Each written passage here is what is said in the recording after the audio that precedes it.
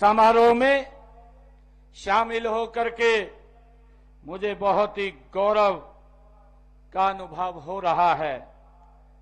सबसे पहले मैं मां अंबा के पवित्र चरणों में मैं नमन करता हूं और आप सबका यहां आप इतनी भारी संख्या में आप पधारे हैं, आप सबका हार्दिक स्वागत करता हूं, आप सबका अभिनंदन करता हूं और साथ ही वंदे मातरम गीत के 150 वर्ष पूरे होने के उपलक्ष्य पर आप सबको पुनः मैं बहुत बहुत बधाई और शुभकामनाएं देता हूं। साथियों, वंदे मातरम गीत ये केवल एक गीत नहीं है, यह भारत के आत्मा है, ये उसकी धड़कन है, यह भारत की एक पहचान है और यह एक ऐसी उद्यमन शक्ति है जिसने गुलामी की जंजीरों को, बेड़ियों को तोड़ने के लिए भारत के स्वराज आंदोलन को एक नई ऊर्जा देने का ये काम किया है। साथियों, यह हमारी मातृभूमि को मां के रूप में देखने वाली ये सनातन दृष्टि है।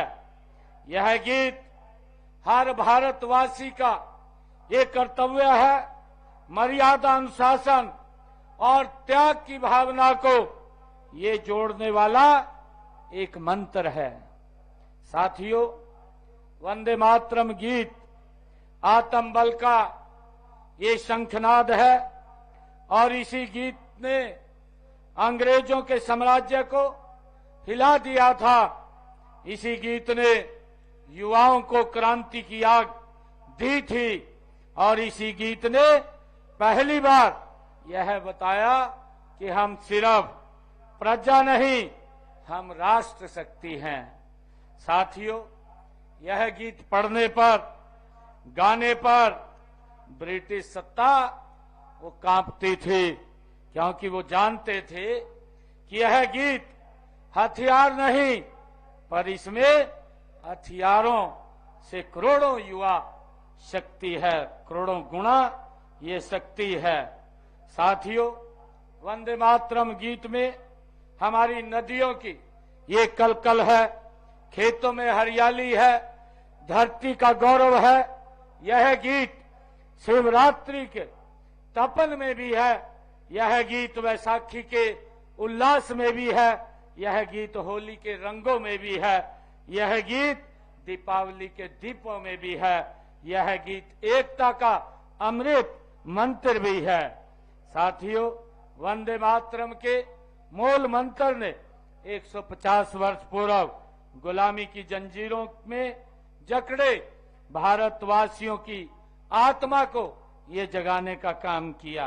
यह गीत वर्ष 1875 में श्री बंकिम चंद्र चट्टोपाध्याय जी द्वारा ये रचा गया और वंदे मातरम के प्रसिद्ध वाचन वर्ष 1896 में रविंद्रनाथ टैगोर जी द्वारा ये कलकत्ता में ये गाया गया।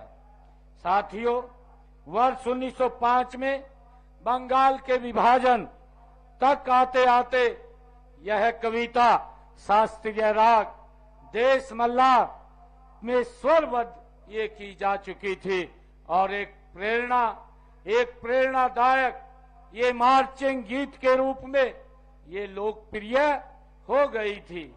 साथियों, मुझे ये बताते हुए कि देश भर में विभाजन के विरोध में हुए आंदोलनों के दौरान वंदे मातरम राष्ट्रवाद, एकता और ब्रिटिश शासन के विरोध ये प्रतिरोध का ये सशक्त माध्यम बन गया था और इसी प्रबल राष्ट्रीय भावना और प्रेरक प्रभाव के कारण ब्रिटिश सरकार ने इस नारे को प्रयोग पर ये प्रतिबंध भी लगा दिया था। साथियों, इस गीत ने हर जाति, हर धर्म, हर समुदाय और हर क्षेत्र के लोगों में एक ऐसा जोश और शक्ति पैदा की थी। इससे प्रत्येक भारतवासी अपने सभी भेदभाव भुला करके भारत को अंग्रेजों की गुलामी से छुटकारा दिलाने के लिए आजादी के आंदोलन में कूद पड़ा था। और फिलहाल हरियाणा रैली में सिर्फ इतना ही। देश और दुनिया की तमाम बड़ी खबरों के लिए आप बने रहिए प्राइम न्यूज के साथ। नमस्कार।